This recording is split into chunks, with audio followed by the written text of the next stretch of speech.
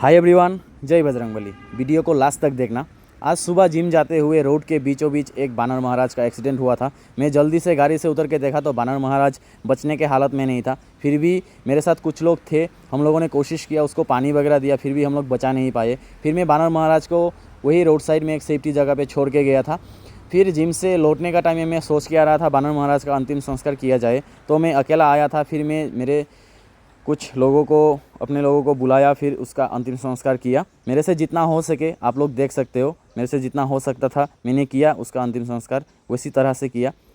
पता नहीं, बजरंगबली का भक्त हूँ मैं भी, तो मेरे से जितना हो सके मैंने किया। तो सब लोगों से एक ही गुजारिश है, आप लोग गाड़ी ध्यान से चलाना। कुछ लोगों के वजह से इन बेजुबानों का मौत हो जाता है। तो जितने भी लोग वीडियो को देख रहे हो, आप लोग कमेंट में जय श्री राम लिख देना, बानर महाराज का आत्मा को शांति मिल जाए। ठीक है, आप लोग गाड़ी ध्यान से चलाना। जय श्री राम, जय बजरंगबली।